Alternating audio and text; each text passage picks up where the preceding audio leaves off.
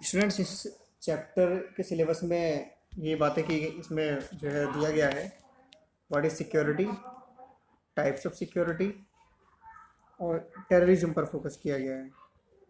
तो what is security के बारे में हम इसमें डिस्कस करेंगे। इसके अलावा टाइप्स ऑफ सिक्योरिटी में ट्रेडिशनल नोशन, टाइप्स में दो तरीके से होगा। ट्रेडिशनल नोशन है, नॉन ट्रेडिशनल नोशन है। ट्रेडिशनल नोशन में जो सेंटर है, डिस्कशन का जो सेंटर है वो है नेशन, एक राष्ट्र। एक राष्ट्र को किस तरीके से खतरा हो सकता है एक्सटर्नली और इंटरनली, इसके बारे में आ जाता है। और किस तरीके से कॉपरेशन करके एक नेशन को सिक्योर किया जा सकता है। नॉन ट्रेडिशनल नोशन एक ब्रॉड कंसेप्ट है। ये नेशन से अलग हटकर पूरे ह्यूमन बींग्स की बात करता है, पूरे ह्यूमन की सिक्योरिटी की बात करता है। ये ग्लोबल इश्यू है। इसमें जैसे कि जो टेररिज्म है, ह्यूमन राइट्स है, ग्लोबल पॉवर्टी है, migration, health epidemics, environmental threats, किस किस तरीके से वॉर के अलावा और किस किस तरीके से ह्यूमंस को जो है थ्रेट्स हो सकता है, खतरा हो सकता है, इसके बारे में इस चैप्टर में दिया गया है। तो देखिए, इसके मीनिंग को हम पहले समझ लेते हैं। सिक्योरिटी का मीनिंग क्या है। Security implies freedom from threats, खतरों से आज़ादी। तो थ्रेट्स का यहाँ मतलब क्या है। हर इंसान का जीवन थ्रेट्स से, खतरों से भरा पड़ा है। हम घर से बाहर निकलते हैं तो क्या इस बात की गारंटी है कि हम शाम तक सही सलामत घर पहुंचेंगे? और क्या इस बात की गारंटी है कि हम घर में रहकर पूर्णतः सुरक्षित हो सकते हैं? मैं आज न्यूज़ देख रहा था कि पाकिस्तान के कराची में एक प्लेन क्रैश हो गया और वो एक रिहायशी क्षेत्र में मकानों के ऊपर गिर गया। तो उस प्लेन के साथ साथ जो लोग घरों में सुरक्षित रह रहे थे, वो भी काफ़ी संख्या में मारे गए। तो इस प्रकार हमारा जीवन हर जगह, हर पल खतरों से भरा पड़ा है। इसी तरह नेशंस को भी विभिन्न रूपों में खतरों का सामना करना पड़ता है। तो क्या हर तरह का खतरा सुरक्षा पर खतरा है? क्या सुरक्षा की अवधारणा में सभी तरह के खतरों को शामिल किया जाए? ये बड़ा कॉम्प्लेक्स इश्यू है। इस पर सभी के विचार अलग अलग हो सकते हैं। पॉलिटिकल साइंटिस्ट का ये मानना है कि सुरक्षा की अवधारणा में, सिक्योरिटी के कॉन्सेप्ट में हमें उन्हीं बातों को शामिल करना चाहिए जो कोर वैल्यूज से रिलेटेड हो, जिनमें हमारे जीवन के केंद्रीय मूल्यों को खतरा हो। ऐसा पॉलिटिकल या सोशल साइंटिस्ट मानते हैं। लेकिन अब ये दूसरा प्रश्न उठता है कि यहाँ कोर वैल्यूज या केंद्रीय मूल्यों का मतलब क्या है? क्या एक गवर्नमेंट जिन कोर वैल्यूज को सिक्योरिटी का इश्यू मानती है, तो क्या यही कोर वैल्यू किसी व्यक्ति की सिक्योरिटी का भी हिस्सा होंगे? देखिए, हम यहाँ इसे एक एग्जांपल से समझ सकते हैं। अभी कोविड-19 कोरोना वायरस का थ्रेट्स हमारे सामने है, ये खतरा हमारे सामने है। हमारी सरकार ने हमें इस थ्रेट से बचाने के लिए लॉकडाउन करने का फैसला लिया। लेकिन जहाँ सरकार हमें इस खतरे से बचाना चाहती है, वहीं उसके इस फैसले ने खास तौर पर कुछ लोगों के लिए अलग तरीके के थ्रेट्स को जन्म दिया। हम देख सकते हैं कि किस प्रकार लॉकडाउन के चलते दिहाड़ी मजदूरों को रोजी रोटी गंवानी पड़ी। उन्हें भूखे मरने की नौबत आ गई। उन्हें लोग 400-500 किलोमीटर पैदल चले, चलते चलते रास्तों में भूखे मर गए। ये सब देख रहे हैं हम। तो यहाँ सरकार का लॉकडाउन करने का फैसला किस लिए था? हमें कोरोना रूपी थ्रेट्स, खतरे से बचाने के लिए। अब यहाँ गवर्नमेंट के लिए कोर वैल्यू क्या है? कोरोना रूपी थ्रेट से बचाना। लेकिन यहाँ पर कुछ लोगों के लिए कोर वैल्यू उनकी रोजी रोटी है, उनका घर पहुँचना है। काफ़ी सारे लोग की मौत कोरोना रूपी थ्रेट से नहीं, बल्कि भूख के कारण, मीलों पैदल चलने की वजह से हुई। अतः हम यहाँ समझ सकते हैं कि एक गवर्नमेंट के लिए सिक्योरिटी का इश्यू, एक व्यक्ति के लिए सिक्योरिटी का इश्यू, दोनों अलग अलग हो सकते हैं। तो ये एक बड़ा कॉम्प्लेक्स कॉन्सेप्ट है सिक्योरिटी का। तो इसकी स्टडी के लिए इसे दो ग्रुप्स में इसको बांटा गया है, traditional security and non traditional, या हम इसको कह सकते हैं ह्यूमन सिक्योरिटी। तो देखिए, इस चैप्टर में आपको काफ़ी सारे कॉन्सेप्ट्स, अवधारणाएं देखने को मिलेंगी। अक्सर स्टूडेंट्स इसमें कंफ्यूज हो जाते हैं, तो इसके लिए आप इसको इजीली आप समझ सको, इसके लिए ये कॉन्सेप्ट मैप है, इससे आपको काफ़ी हेल्प मिलेगी। इस पूरे चैप्टर का एक ब्लूप्रिंट है, ठीक है। तो ये आप समझ सकते हैं कि पूरा चैप्टर एक समरी के रूप में है। यहाँ पर आपने अगर इसको समझ लिया तो ये आपका पूरा चैप्टर बड़ा इजी हो जाएगा। तो देखिए, सिक्योरिटी के कॉन्सेप्ट को टू नोशंस में, ट्रेडिशनल नोशन और नॉन ट्रेडिशनल नोशन, इसमें बांटा गया है। नॉन ट्रेडिशनल को हम ह्यूमन सिक्योरिटी भी कह सकते हैं। ट्रेडिशनल नोशन में सिक्योरिटी का जो सेंटर पॉइंट है, जो केंद्र बिंदु है, वो है नेशन। नेशन को थ्रेट्स किससे है? किसी बाहरी देश से। इसलिए देश या नेशंस की सिक्योरिटी के लिए मिलिट्री रखते हैं, वेपन्स रखते हैं, इतना सारा खर्चा करते हैं नेशंस। इसीलिए करता है क्योंकि ये माना जाता है कि यदि नेशंस की बाउंड्रीज अगर सेफ हैं तो ह्यूमन भी सेफ है, ऐसा माना जाता है। लेकिन नॉन ट्रेडिशनल जो नोशन है, उसमें सिक्योरिटी का केंद्र कौन है? ह्यूमन है, एक मानव। ये एक ब्रॉड कॉन्सेप्ट है। इसमें माना जाता है कि किसी इंसान को खतरा सिर्फ युद्ध से नहीं, किसी दूसरे देश से नहीं, बल्कि उसके अपने देश की सीमाओं के अंदर ही हो सकता है। उसको खतरा अपनी खुद की सरकार से भी हो सकता है।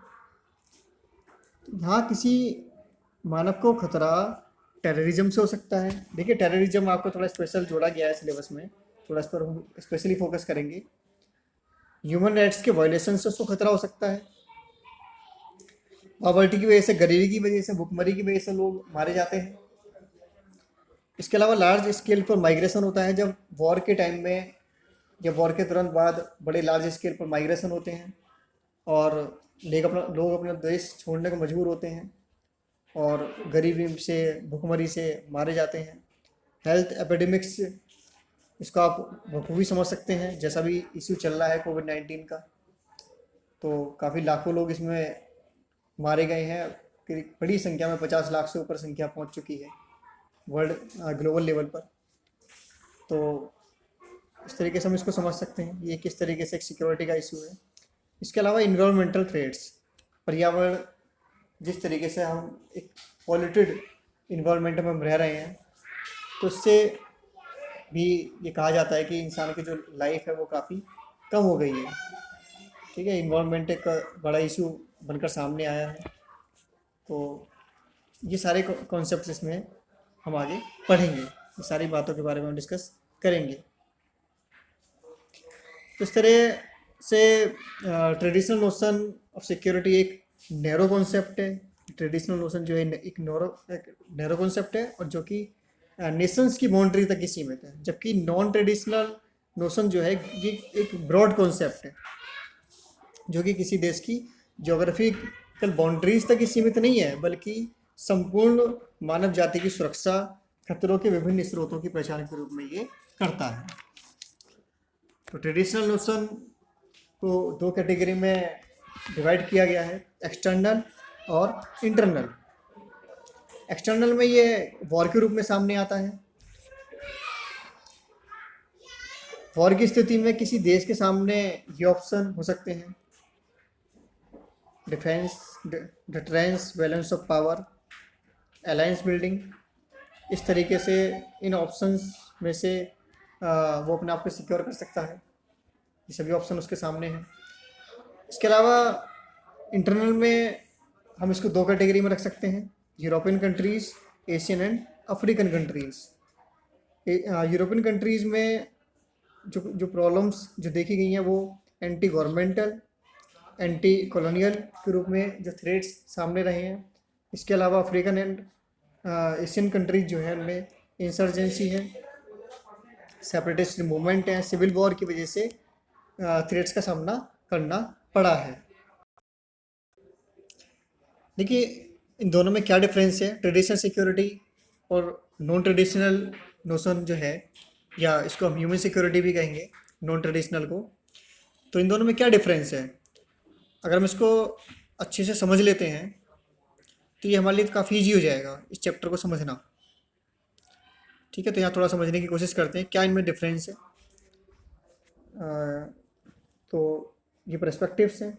तो स्कोप के पर्सपेक्टिव से अगर हम देखें कि traditional security concern with securing sovereignty and territorial integrity of nation state. यहाँ हम एक नेशन की जो सॉवरेनिटी है, टेरिटोरियल इंटीग्रिटी है, इनकी सिक्योरिटी ट्रेडिशनल सिक्योरिटी के दायरे में आती है। लेकिन नॉन ट्रेडिशनल या ह्यूमन सिक्योरिटी उससे बहुत आगे की बात है, ये एक ब्रॉड कॉन्सेप्ट है।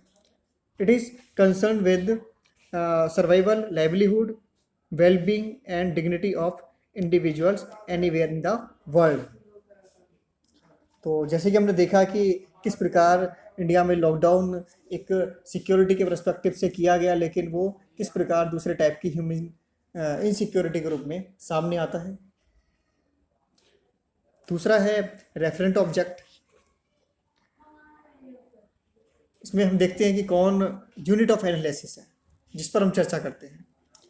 ट्रेडिशनल सिक्योरिटी में नेशन स्टेट वेक्टर है जिस पर हम चर्चा करते हैं, उसी को सेंटर में रखकर हम सिक्योरिटी की बात करते हैं। जबकि नॉन ट्रेडिशनल में नॉर्मल ह्यूमन बीइंग है, एक इंडिविजुअल है रेफरेंट ऑब्जेक्ट जो है। इसके अलावा एजम्पशंस में क्या माना जाता है, ट्रेडिशनल सिक्योरिटी में सिक्योरिटी ऑफ स्टेट मीन्स अगर हमने स्टेट को सिक्योर कर दिया तो सिटीजन्स खुद ब खुद सिक्योर हो जाएंगे, ऐसा इसमें माना जाता है। और अगर स्टेट सिक्योर होगा तो इंटरनेशनल पीस होगा, ग्लोबल सिक्योरिटी मेंटेन रहेगी। जबकि ह्यूमन सिक्योरिटी का एग्जम्पशंस इससे बिल्कुल अलग है और ये मानता है कि सिक्योरिटी ऑफ इंडिविजुअल स्टेट की सिक्योरिटी पर डिपेंडेंट नहीं है, ये उससे अलग है। और अगर इंडिविजुअल सेफ है तो इंटरनेशनल पीस भी मेंटेन रहेगी, ऐसा मानता है। सिक्योरिटी ऑफ मीन्स, सिक्योरिटी के साधन क्या क्या हैं।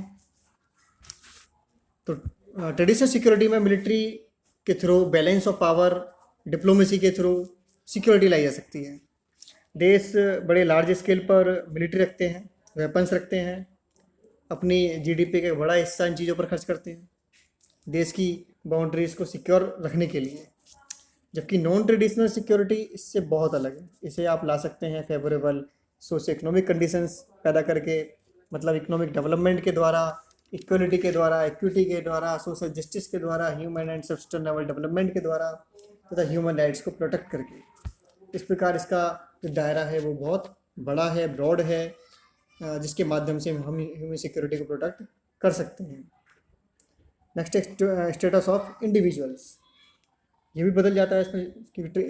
ट्रेडिशनल सिक्योरिटी में individuals as citizen of state है, एक इंडिविजुअल की हैसियत यहाँ पर स्टेट के दायरे तक सीमित है, यह व्यक्ति के से अधिक राष्ट्र यहाँ पर सर्वोपरि है। जबकि नॉन ट्रेडिशनल में इंडिविजुअल्स की अपने एक स्टेट से अपनी खुद की अलग खुद की एक पहचान है। यहाँ इंडिविजुअल एक ऑटोनोमस एक्टर के रूप में है।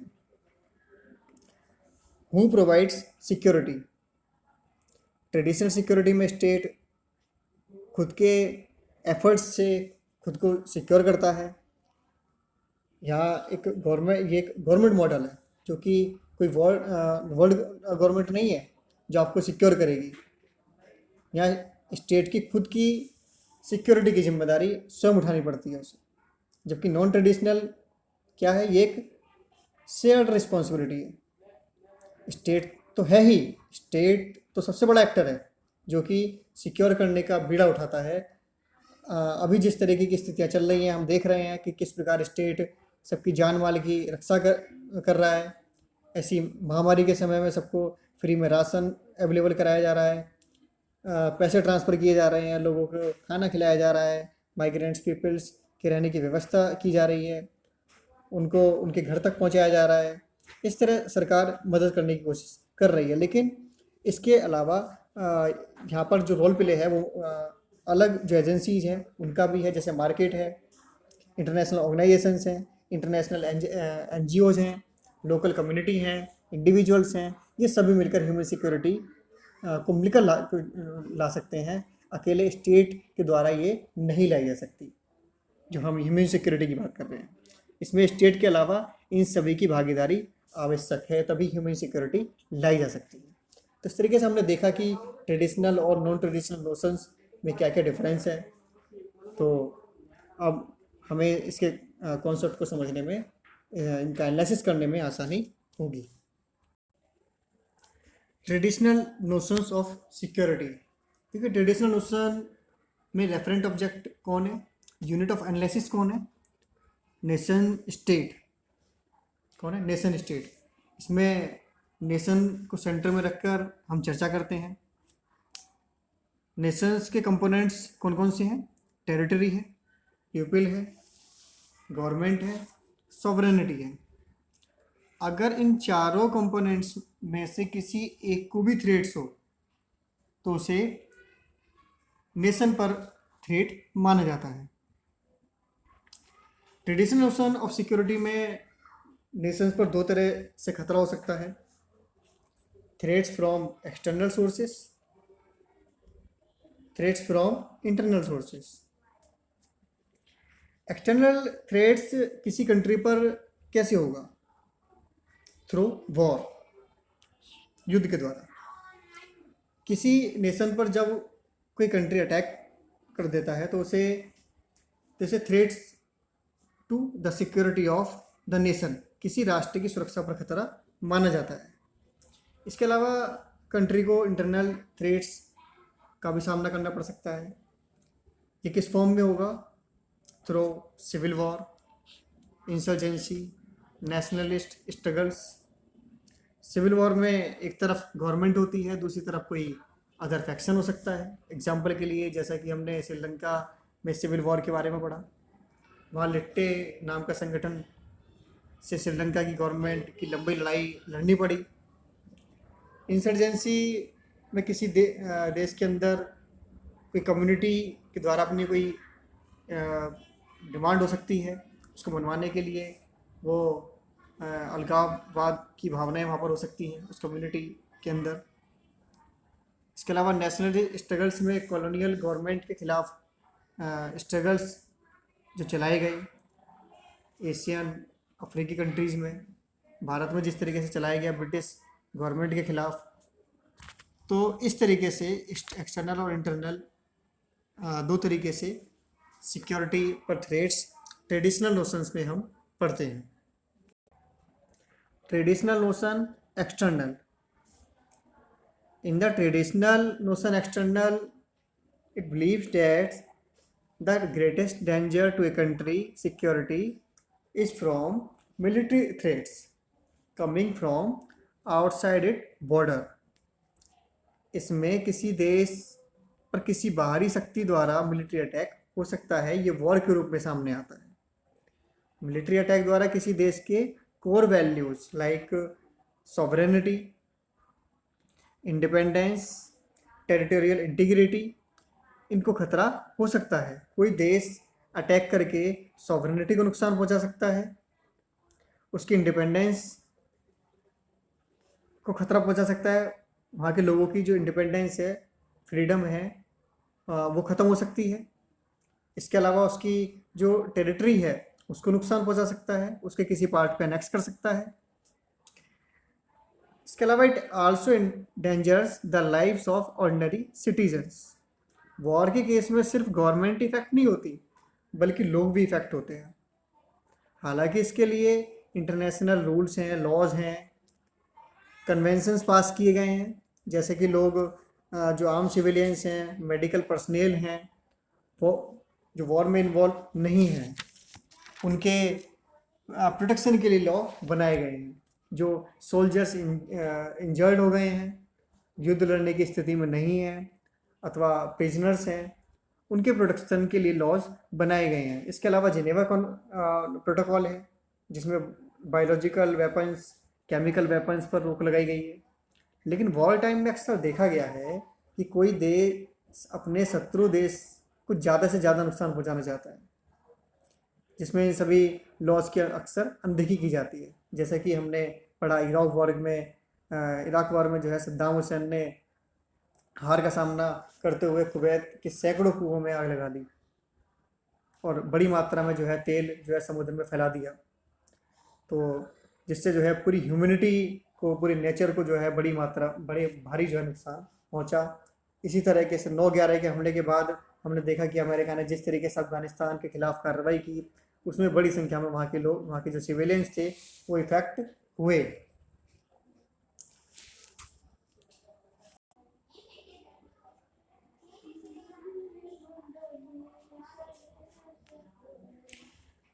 ठीक है, वॉर की सिचुएशन में किसी भी कंट्री के पास क्या ऑप्शन होते हैं? मान लीजिए आपके ऊपर अटैक कर दिया गया, तो आपके पास क्या ऑप्शन है? आप ऐसी सिचुएशन में क्या करेंगे? पहला ऑप्शन है, आप सरेंडर कर सकते हैं। अगर आपको लगता है कि जिस कंट्री ने अटैक किया है, जो एनिमी है वो काफ़ी बिग है, पावरफुल है, तो आप सरेंडर का ऑप्शन चुन सकते हैं। But no country propagate as a policy, कोई भी देश ये कभी नहीं कहेगा कि सरेंडर करना उसकी पॉलिसी का हिस्सा है, तो हम इसे कंसीडर नहीं करेंगे, ये सिक्योरिटी का कंपोनेंट में शामिल नहीं होगा। सेकंड ऑप्शन है डिटरेंस। इसका मतलब हम आगे समझेंगे, आगे बात करेंगे। थर्ड ऑप्शन है डिफेंड। तो ये 3 ऑप्शन है।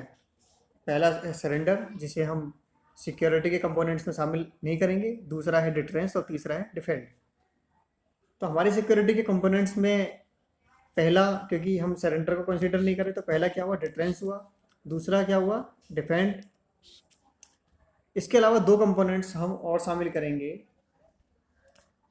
तो हमारे total 4 components of external security